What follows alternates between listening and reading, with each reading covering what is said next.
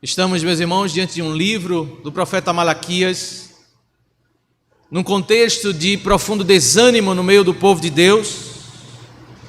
Já faziam 100 anos que eles tinham voltado do cativeiro babilônico, com grande expectativa, em parte porque existiam algumas interpretações equivocadas sobre aquilo que o profeta Ezequiel havia dito. Eles imaginavam que naquele tempo do retorno eles iriam encontrar um templo muito com a glória externa muito maior do que o templo nos dias de Salomão. Vemos nos dias de Ageu e Zacarias essa frustração, especialmente no livro do profeta Ageu, quando eles se deparam com o levantar do templo e a tristeza tomando conta deles, porque eles viram um templo simples, sem a glória externa daquela estrutura do templo de Salomão. Eles estavam desanimados porque eles estavam ainda sob o domínio dos persas, uma situação financeira difícil porque eles pagavam pesados impostos. Toda essa dificuldade com falsas interpretações, com expectativa frustrada, fez com que o relacionamento deles com o Senhor, especialmente no que diz respeito ao culto, estivesse abalado, e o livro do profeta Malaquias trata exatamente sobre vários problemas que haviam do povo do Senhor no meio de Israel no que diz respeito ao culto. Esse é o tema predominante. Temos uma estrutura que percorre o livro em várias tópicos que são tratados, onde a estrutura é um pouco diferente do que vemos em outros livros proféticos, quando é geralmente usado o assim diz o Senhor. Aqui no livro do profeta Malaquias nós temos um diálogo entre Deus e seu povo. Deus faz uma declaração, o povo questiona e Deus refuta o seu povo. É essa estrutura que percorre. O capítulo 1, meus irmãos, os irmãos conhecem muito bem.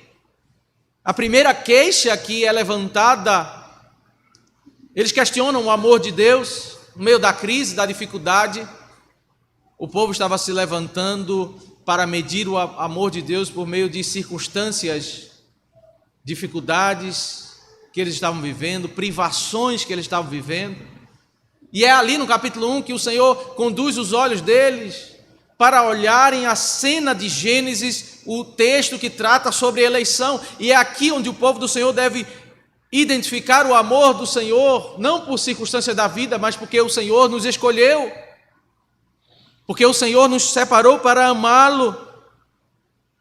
O capítulo 2 é um capítulo voltado para a cena de o povo continuamente chegar com sacrifícios, animais cegos, mancos, o que era contra a lei da estrutura do Antigo Testamento. Você não poderia entregar um animal imperfeito ao sacrificar ao Senhor.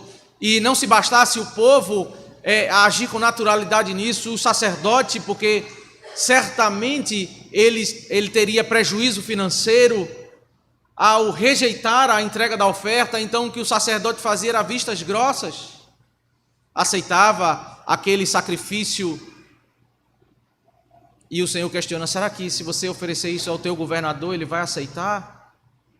Um capítulo voltado a uma repreensão muito forte aos sacerdotes por causa dessa passividade, essa omissão.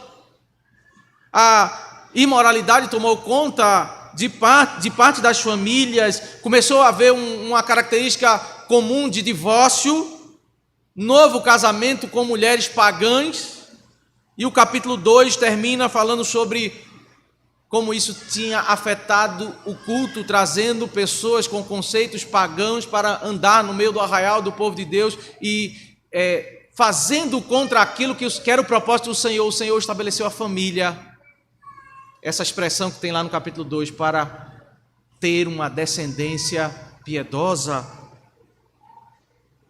O povo estava se apartando dos caminhos do Senhor. No capítulo 3, verso 1 ao 12, fala-se sobre a vinda de um mensageiro que é exatamente o que nós lemos no final do capítulo 4, o profeta que o Novo Testamento esclarece que é João Batista, para preparar o caminho do Senhor. E o Novo Testamento nos esclarece que preparação significava um chamado ao arrependimento. O povo precisava se arrepender.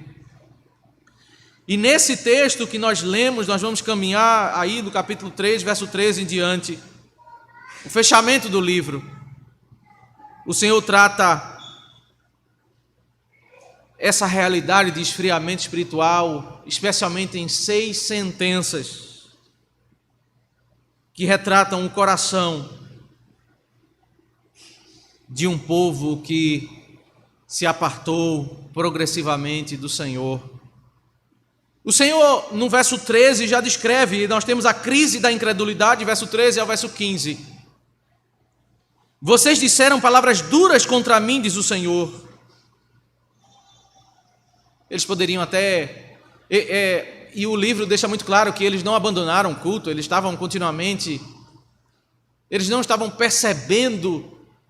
Essa é uma das características que o livro traz para nós. Eles não estavam percebendo a gravidade, eles já estavam agindo com certa naturalidade com esses atos.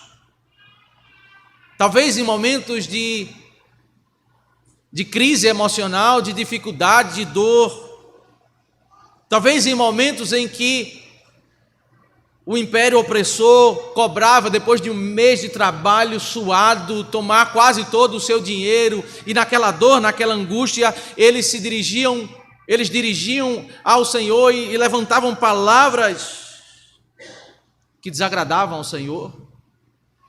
Palavras que são descritas como palavras duras, que ofendiam a Deus. Ainda que continuamente eles voltassem ao templo, oferecessem sacrifícios. Não estamos falando de pessoas completamente contra o Senhor, mas daqueles que cresceram na família da aliança e estavam ali, no meio da crise, levantando palavras com queixa, com murmurações. E um problema, meus irmãos, que o esfriamento ele causa em nossos corações, é que muitas vezes nós perdemos a sensibilidade para com a gravidade dos nossos erros. Um problema que o esfriamento causa é a naturalidade, é pecar e achar aquele caminho, aquelas palavras, aqueles atos, aqueles costumes como costumes naturais. Na reação do Senhor, quando o Senhor diz que para Ele isso é algo errado, que isso são palavras duras, o que se espera do povo nesse diálogo é que o povo se arrependa. Mas a reação que percorre o livro do profeta Malaquias, isso continuamente eles dizem: o que falamos contra ti? Eles não sabem. Eles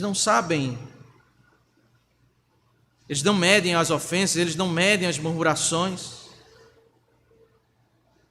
Mesmo depois aquele problema que eles estavam vivendo sendo tirado, eles não chegaram a refletir diante de Deus e entender o quanto eles tinham ofendido a Deus.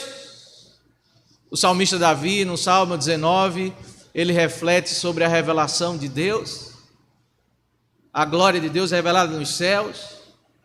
Porque os céus proclamam a glória de Deus e depois ele passa a refletir sobre a revelação de Deus na sua palavra, na sua lei. E ao meditar, meus irmãos, sobre a revelação de Deus, nós somos conduzidos ao mesmo pensamento de Davi. Davi, no final do Salmo 19, ele acaba com uma preocupação. Talvez, já que eu tenho meditado tanto na glória de Deus, na sua grandeza, talvez eu tenha pecado e não tenha entendido onde eu tenha pecado. Absolve-me, Senhor, das que me são ocultas. A reflexão dele sobre a glória de Deus faz ele entender o quanto ele é limitado ao ser comparado com o Senhor, o quanto ele carece de compreensão, o quanto ele carece de ouvir o Senhor, de entender quem é mais do Senhor e quem é Ele mesmo. Mas a apatia nos leva exatamente numa direção contrária, de nós não entendermos, pelo contrário, nós nos aprovarmos. E o Senhor passa a enumerar 6 falas. Essas 6 falas são os detalhes daquilo que são ditos pelo povo e que desagradou profundamente a Deus. A primeira fala é: vocês dizem, é inútil servir a Deus. Servir aqui é serviço de culto. Um coração ingrato, meus irmãos, insatisfeito com a realidade da vida que eles estavam naqueles dias. Eles estavam entendendo que cultuar a Deus, separar um dia para adorar o seu santo nome, entregar sacrifícios, entregar as orações, ouvir a pregação da palavra, era algo sem proveito.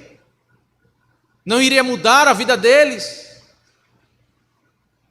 O problema que está por trás dessa crise, meus irmãos, é quando nós nos perdemos no propósito dos nossos atos. Muitas vezes o homem pode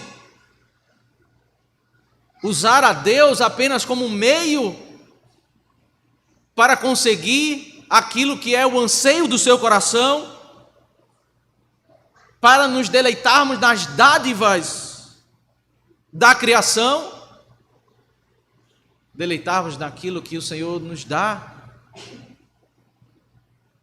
E tantas coisas boas o Senhor nos dá nesta vida: uma boa refeição, viver em família, bom trabalho. São dádivas, meus irmãos, que o nosso coração se alegra. Ter saúde, viver em alegria, em amizade, na comunhão com os irmãos, que coisas preciosas, que muitas vezes nós somos privados pelas dificuldades, e esses irmãos estavam sendo privados nesse período, retorno do cativeiro. Mas quando o nosso coração depende de estar alegre por causa das dádivas que procedem de Deus, nós nos apartamos porque o nosso deleite não está propriamente em Deus e naquilo que nós vamos conseguir por meio de Deus. Quando eles olhavam o cenário, a cena de dificuldade, eles diziam: olha, não tem proveito nenhum, porque eu vou para o culto, eu vou adorar a Deus, e o que eu quero mesmo são as dádivas que eu consigo por meio de Deus. Isso revela, meus irmãos, um problema que é: o meu deleite não está em Deus, eu não estou satisfeito em Deus. Nós vamos dizer que um coração completamente distante do Senhor, ele vai dizer que é inútil servir a Deus porque o seu deleite não é Deus, mas é o seu sonho, é aquilo que a sua alma tem pensado, tem meditado. E quando isso não acontece, toma o meu coração invadido por uma frustração, por um desânimo, porque aquele coração não se deleita em Deus. Precisamos continuamente dizer para o nosso coração, para a nossa alma: esse é um exercício que precisamos fazer. Nós temos muitas vezes a verdade muito clara em nossa mente. A doutrina está firme em nossa mente, mas às vezes o nosso coração está caminhando numa direção contrária da nossa mente. Muitas vezes o salmista, ele está exortando o seu próprio coração. Ele diz: por que estás abatido, ó minha alma? Ele está lutando contra si mesmo, dizendo: por que você está indo por esse caminho? E ele passa a levantar argumentos para que o seu coração tenha a alegria, assimile a doutrina que está muito clara na sua mente, para que o seu coração não seja tomado de um desânimo. E ele passa a argumentar. E eu penso, meus irmãos, que nós temos que continuamente fazer esse exercício de levantar, trazer ao nosso coração essas verdades, como nós precisamos disso. Qual a utilidade, meus irmãos, nós temos de cultuar a Deus? É porque quando nós cultuamos a Deus, nós encontramos descanso para a nossa alma. Quando nós cultuamos a Deus, nós buscamos mais conhecimento de Deus. Nenhum de nós conhece plenamente, perfeitamente, o tamanho da riqueza da sua graça e da sua misericórdia. E como nós precisamos meditar na obra da redenção, nos detalhes, na beleza e na grandeza, naquilo que o apóstolo Paulo faz 2 orações na carta aos Efésios. Eu oro para que vocês entendam a profundidade da riqueza. Nós devemos vir cultuar, e o culto é relevante porque nós precisamos, e como precisamos, meus irmãos, conhecer mais das nossas imperfeições. Precisamos aprender a militar contra as nossas fraquezas, as nossas faltas. Precisamos vir cultuar ao Senhor porque nós precisamos entregar a Ele os nossos anseios, renovar a nossa esperança, termos os nossos olhos iluminados. Precisamos cultuar ao Senhor para que a nossa família seja guardada, para seguirmos por um caminho seguro, para que o coração dos nossos filhos sejam educados no caminho do Senhor, eles cresçam no temor do Senhor. É aqui, meus irmãos, que nós estamos em um momento fundamental para lutarmos pelo coração dos nossos filhos. Lutarmos pelo nosso próprio coração, porque nós dependemos. Esse processo de continuamente vir adorar o Senhor, vir cultuar o Senhor, é porque nós precisamos disso, meus irmãos. Nós carecemos disso, nós precisamos ouvir as mesmas verdades, precisamos ser confrontados, precisamos ser consolados, edificados, aprendermos mais a amar o Senhor. Precisamos que o nosso coração encontre deleite no Senhor, renovar a nossa esperança. Precisamos cultuar a Deus, e como isso é relevante. Quando o seu coração estiver dizendo para a sua mente que cultuar a Deus é algo inútil, isso é algo sério. Você precisa tomar cuidado com isso. O segundo movimento e a segunda fala de um povo que se segue por um caminho de esfriamento é dizer: de que nos adianta guardar os seus preceitos? Qual a utilidade do culto? Agora, qual é a utilidade da obediência? A crise de fé, meus irmãos, ela sempre desemboca na crise da imoralidade. Esse é um coração que ele não percebe o valor do culto. Ele naturalmente agora não é só sua mente que se apartou do Senhor, mas agora os seus passos. Ele não entende o valor de andar no temor do Senhor, dos princípios da palavra de Deus, dos seus estatutos e juízos. Ele não entende porque os mandamentos devem ser guardados. Ele começa a levantar questionamentos, porque na sua perspectiva os mandamentos são apenas um meio para conseguir os meus benefícios. Os mandamentos não são deleitosos para esse coração. O significado dos mandamentos, meus irmãos, é que eles revelam os atributos de Deus. Nós não podemos separar Deus dos seus mandamentos. E o Senhor esclarece muito bem isso em João capítulo 14, diz: aquele que tem os meus mandamentos e os guarda, esse é o que me ama. É esse o que me ama. Hoje nós temos várias teologias, vários caminhos que tentam exatamente fazer essa separação de Deus com a sua lei. Os argumentos são muitos, as tentativas são muitas, mas a lei do Senhor revela as suas características. A lei proíbe aquilo que Deus não se agrada, aquilo que é contra o caráter de Deus, e a lei determina aquilo que é agradável ao Senhor. O caminho da desobediência aos mandamentos certamente é o caminho de uma pessoa que está não apenas se apartando dos mandamentos, mas do próprio Deus.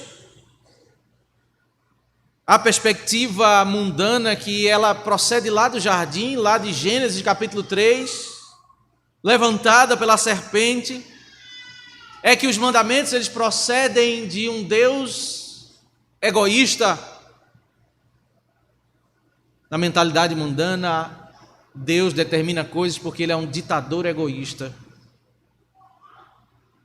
Na mentalidade de alguém como Davi, no Salmo 19, ele entende que os mandamentos são um caminho deleitoso, um caminho proveitoso. Eles não são, de fato, uma prisão para a nossa alma, mas eles são um muro de proteção para nós não andarmos por caminhos que vão nos destruir.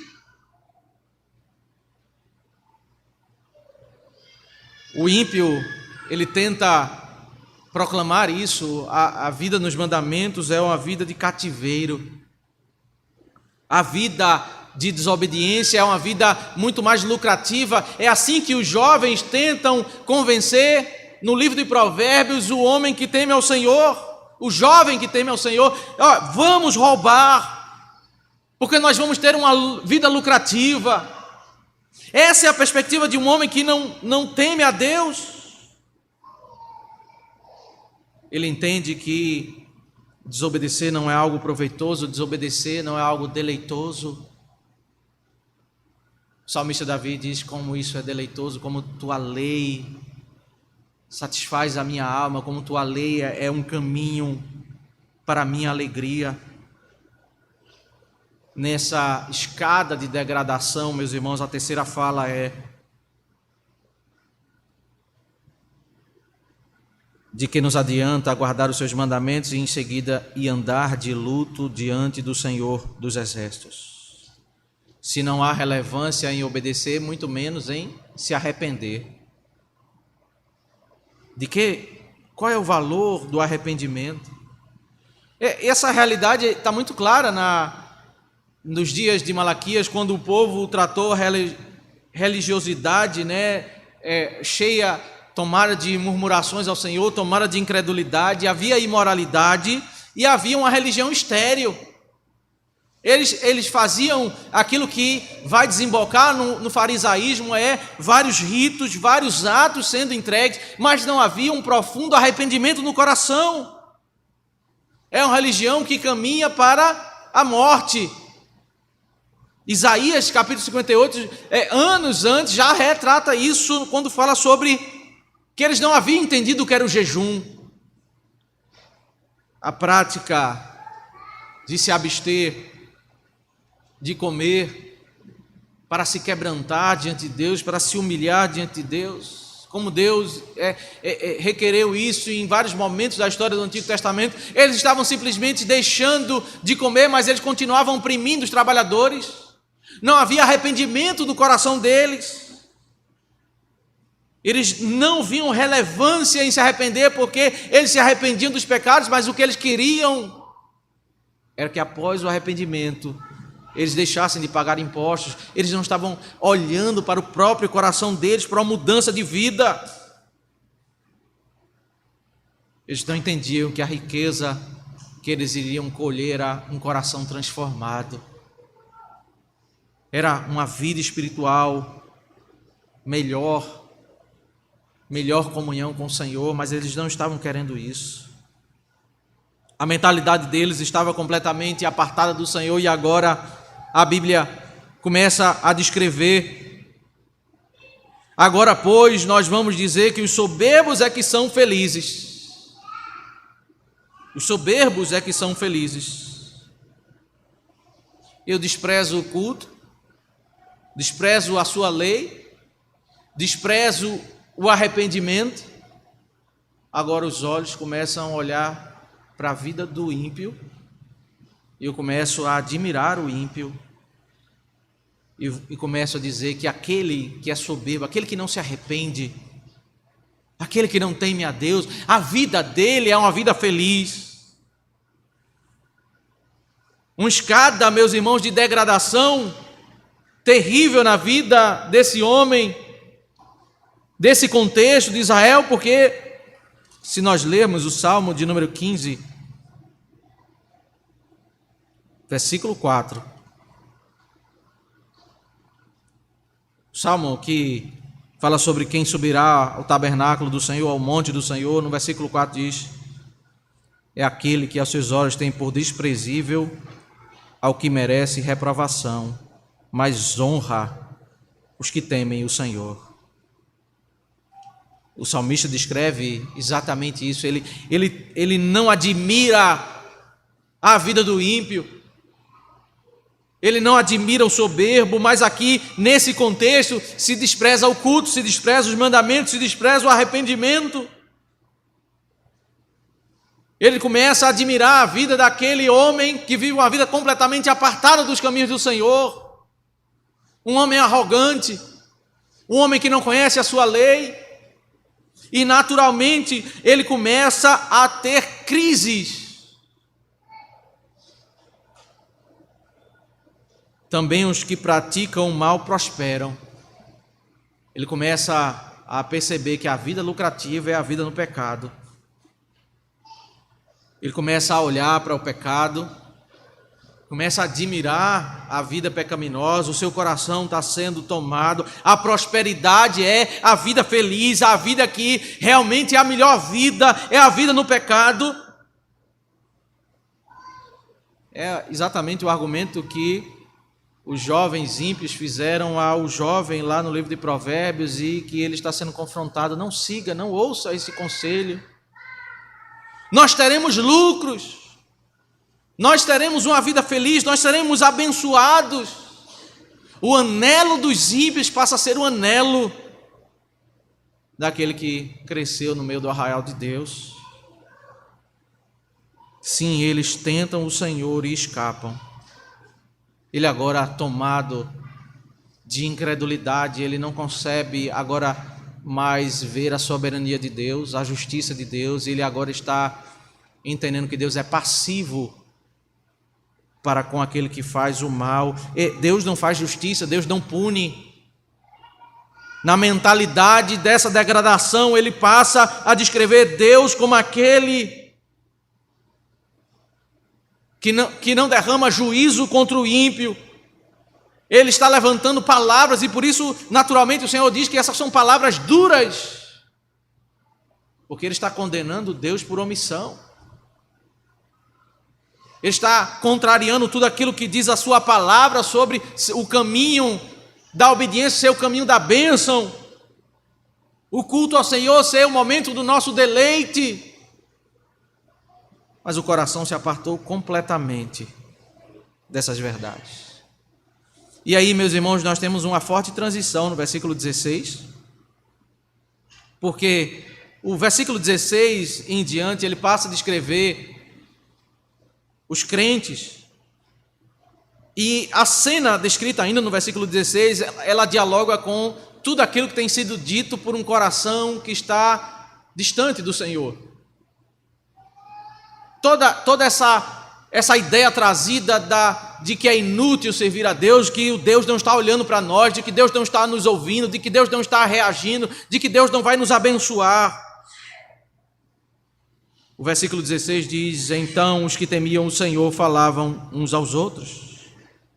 É uma frase curta, não entra em detalhes, mas de fato, meus irmãos, há algo que já começa a ser um indício para nós, é que esse diálogo são entre aqueles que temem o Senhor. Esse outro grupo vai ser adjetivado como os ímpios, como os soberbos, mas esses aqui são os que temem o Senhor, e à luz daquilo que é dito ao longo do versículo, esse diálogo aqui é o diálogo que agrada a Deus. O texto vai dizer que eles estão dialogando. Eles são aqueles que temem a Deus.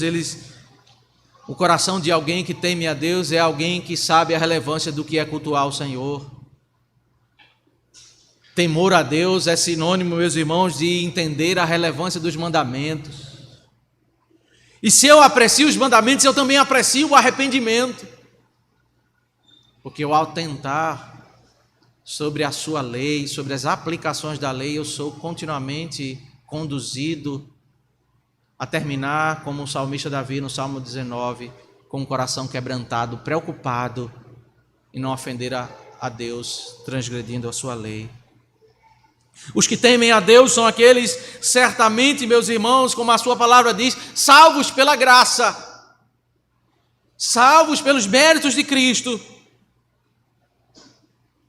mas que nas maiores crises da vida eles não vão levantar ao Senhor crises, murmurações, para se apartarem diante do Senhor. Eles estão falando uns aos outros, eles estão como que edificando, eles estão consolando, eles estão encorajando, eles estão exatamente falando uns aos outros sobre a relevância do culto, da lei e do arrependimento, que é isso, meus irmãos, que nos sustenta nas maiores crises da vida,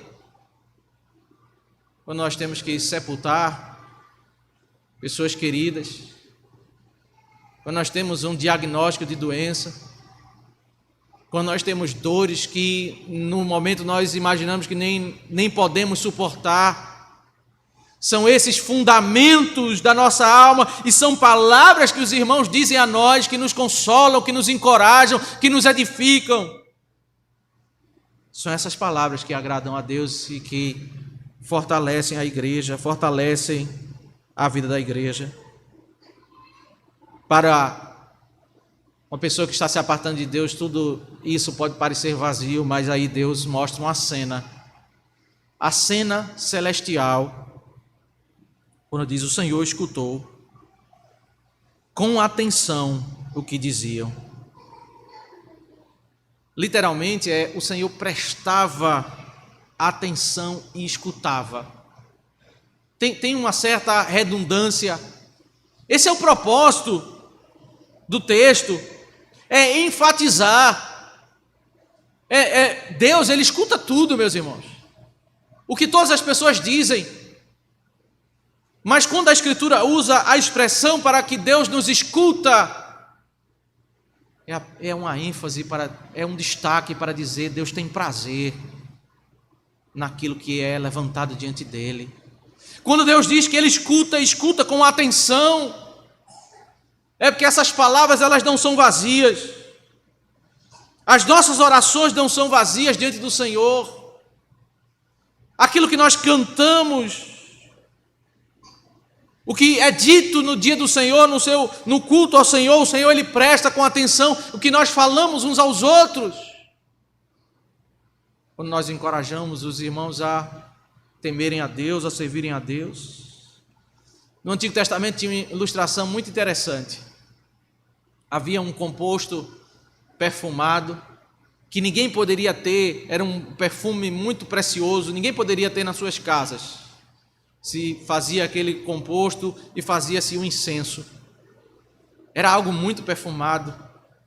E aí, no meio da estrutura dos sacrifícios, quando eles estavam ali oferecendo sacrifícios e quando eles levantavam as suas orações a Deus, o sacerdote queimava o incenso. Imagine você estar num ambiente onde todo aquele ar perfumado toma conta.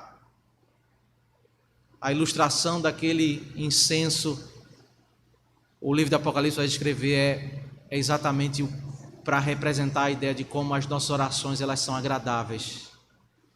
Como é bom você estar num lugar e você sente aquele bom perfume. Como é agradável. Deus usou o perfume para ilustrar como as nossas orações, como a nossa súplica a Deus, como o povo de Deus, quando levanta as suas vozes para cantar louvores, como isso agrada a Ele. O Senhor prestava atenção e escutava, e havia um memorial escrito. Literalmente, o texto hebraico diz: havia e era escrito um livro de recordação perante Ele. As expressões, meus irmãos, elas servem para enfatizar. Deus não precisa de um livro para lembrar. Mas o ponto é que eles diziam que o culto é irrelevante, é inútil. Eles diziam que não havia importância para obedecer, e a cena descreve o quanto é importante tudo isso. É tão importante que é descrito agora alguém escrevendo num livro diante do Senhor. O Senhor está escutando com atenção. Há um livro para memórias escrito diante dele, para os que temem o Senhor, para os que se lembram do seu nome. Literalmente é para os que apreciam o seu nome. O Senhor, meus irmãos, Ele está atento a tudo que é feito, a tudo que é dito, a como nós vivemos, e o Senhor aprecia aquilo que é dito pelo seu povo, o modo como nós agimos, o modo como nós vivemos, o Senhor aprecia. Todas as palavras vazias de engano que são levantadas pelos ímpios são agora confrontadas, e o povo do Senhor recebe o quanto isso, recebe essa informação, essa verdade que é constantemente trazida nas Escrituras. Deus se agrada do nosso temor, da nossa vida. Agora a cena, verso 17, capítulo 3, verso 17, até o capítulo 4, verso 3, o Senhor dirige o olhar para a cena da consumação. Você vai atentar que vai se falar por duas vezes, vai ter dois movimentos aí, onde vai se falar de modo intercalado a proteção ao seu povo e o juízo aos que não temem a Deus. Novamente, a proteção ao seu povo e o juízo aos que temem a Deus. Então é relevante, meus irmãos, a nossa vida de temor ao Senhor, de culto ao Senhor, que o Senhor nos diz, no verso 17 e 18, eles serão a minha propriedade peculiar naquele dia em que preparei, diz o Senhor dos Exércitos. Eu os pouparei como um homem poupa ao seu filho que o serve. Então vocês verão mais uma vez a diferença entre o justo e o ímpio, entre o que serve a Deus e o que não serve. Em um mundo que proclama irrelevância do culto, o Senhor nos leva para a cena da consumação. A cena, quando será publicado, será evidenciado que nós somos uma propriedade peculiar, uma propriedade preciosa. Propriedade peculiar, ora descrito na Escritura como a noiva do Cordeiro. O Senhor nos descreve que nós somos filhos amados. Nós estamos sendo preparados pelo Senhor para o Senhor. Naquele dia nós temos, como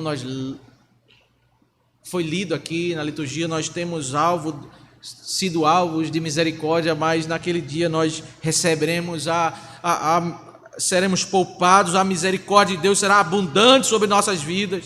Como um pai que poupa o seu filho, nós somos filhos amados, nós somos filhos preservados, e como filhos nós sabemos, nós não somos desprezados pelo nosso Pai. Nós somos guardados. Naquele dia será uma cena muito clara dessa distinção entre o justo e o perverso, o justo e o ímpio.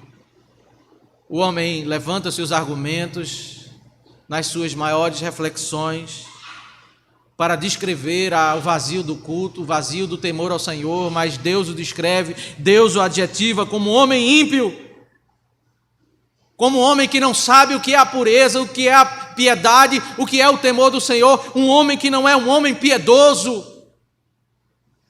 As suas maquinações, as suas reflexões, os seus estudos são estudos em uma direção contrária daquele que é a verdade, a santidade, a justiça. Será muito evidente a distinção daquele que serve a Deus e aquele que não serve a Deus. Naquele dia será muito claro.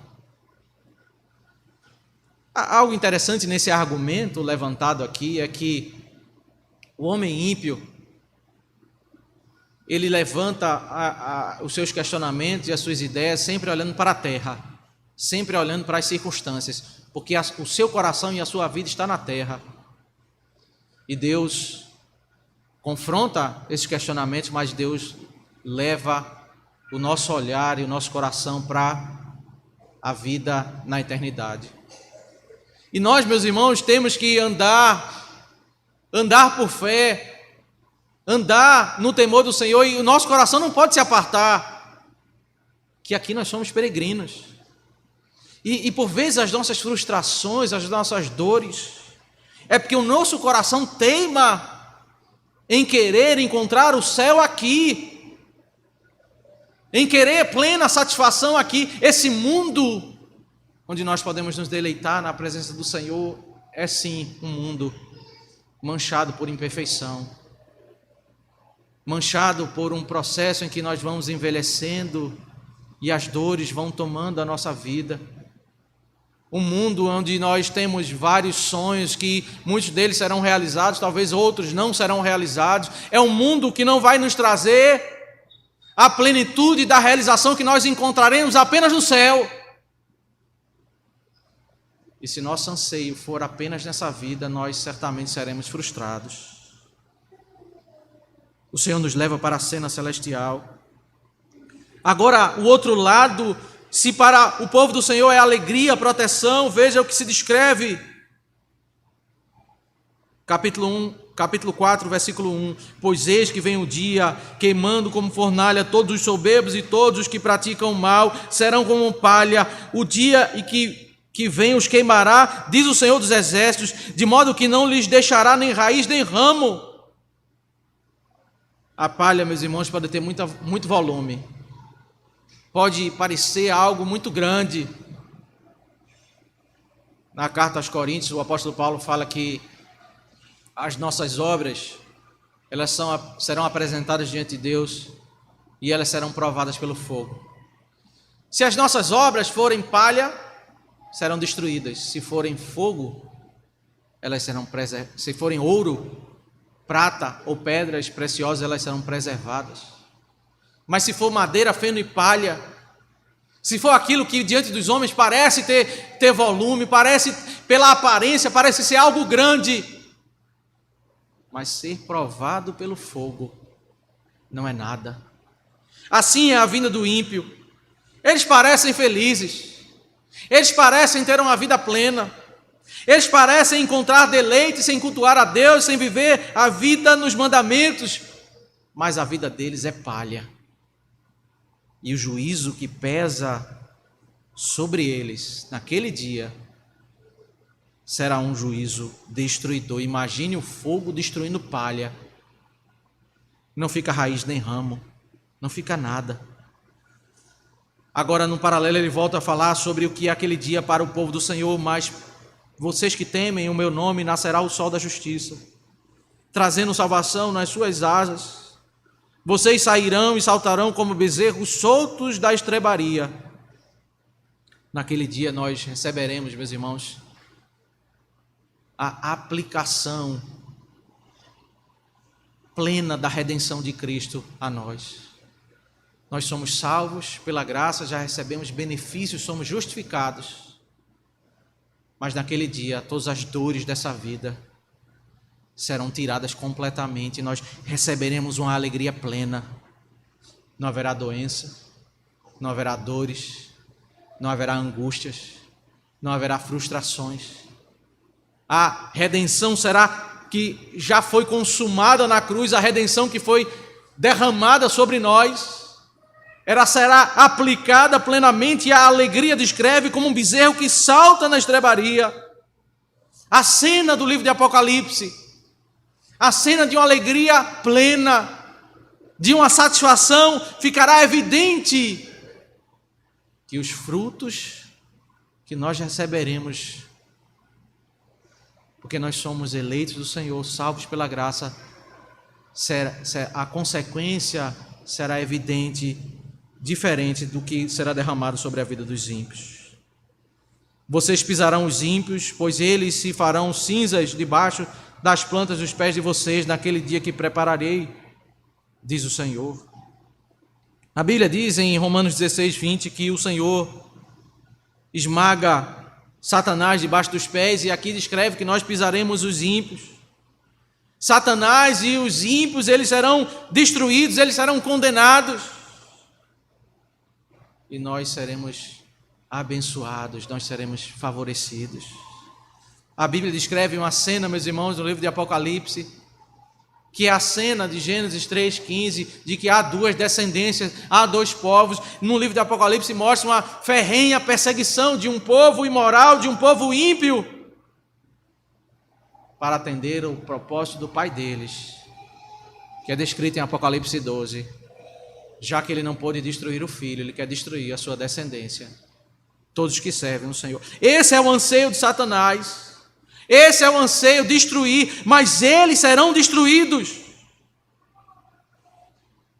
Agora perceba como se termina o livro.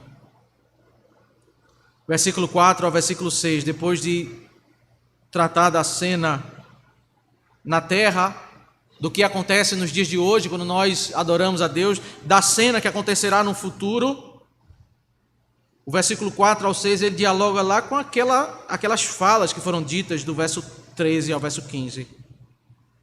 Agora o Senhor está preocupado, está nos ensinando para que nós, como povo do Senhor, não caiamos nessas murmurações e nessas falas que são levantadas do verso 13 ao 15. O Senhor nos convoca a apreciarmos o culto, a sua lei e o arrependimento.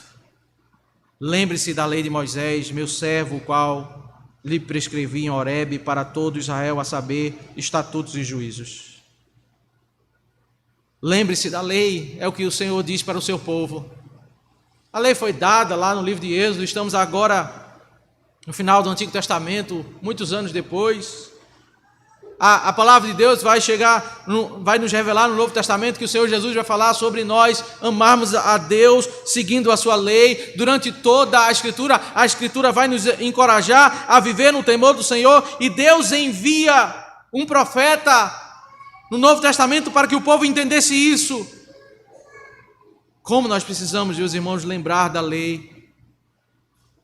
E os 4 primeiros mandamentos tratam sobre aquilo que tem relação com o culto. Significa que se nós lembrarmos da lei, nós vamos entender qual é a relevância do culto. Prefácio aos 10 mandamentos nos fala sobre redenção. Fomos salvos pela graça. Como imaginar que podemos colocar um ídolo em nossos corações?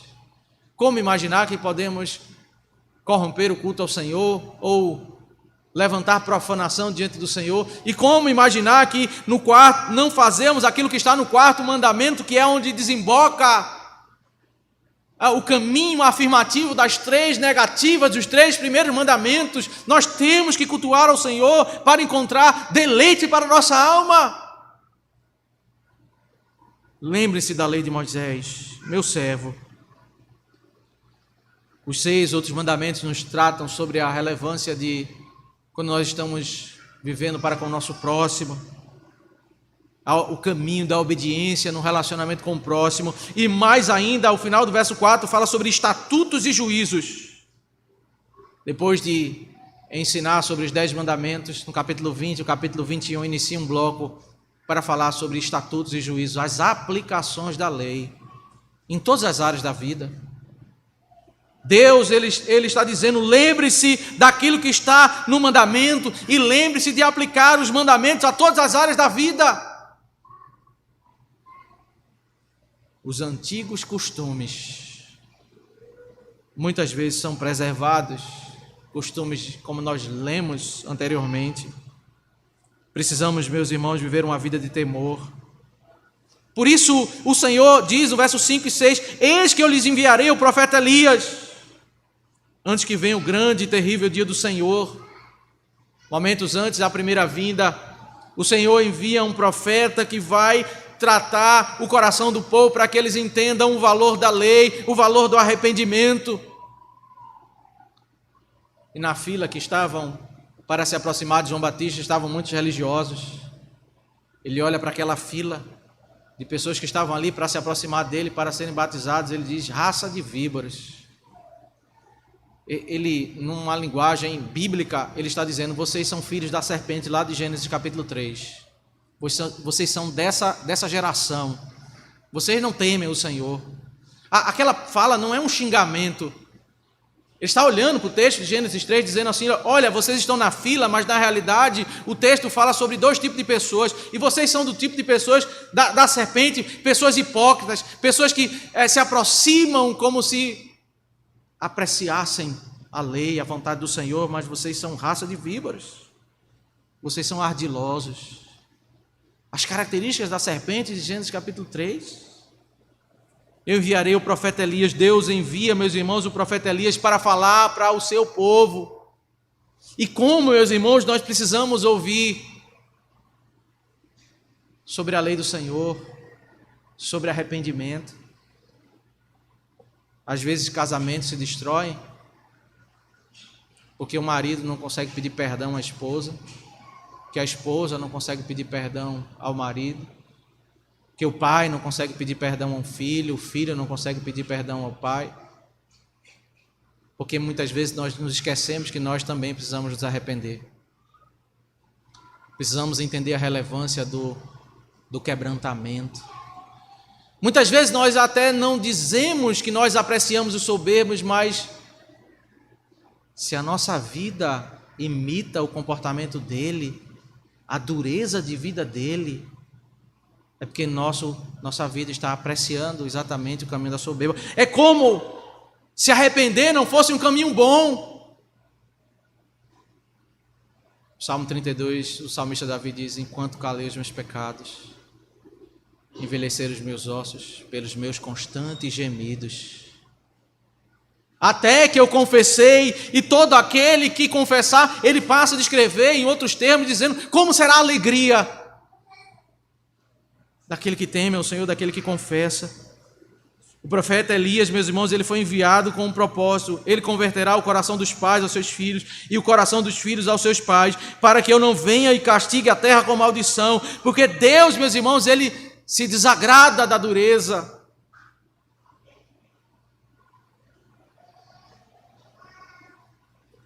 O Senhor diz, maridos, tratem bem as suas esposas, para que não se interrompam as suas orações. A carta de Pedro está dizendo exatamente isso. Perceba a seriedade. Você vai orar ao Senhor e as suas orações serão interrompidas, por causa da dureza, que Deus quer o arrependimento. Deus quer o quebrantamento. Precisamos fazer, meus irmãos, algumas perguntas aos nossos corações. Como temos entendido a relevância do culto? Examine o seu coração. Como nós temos entendido a relevância da lei do Senhor?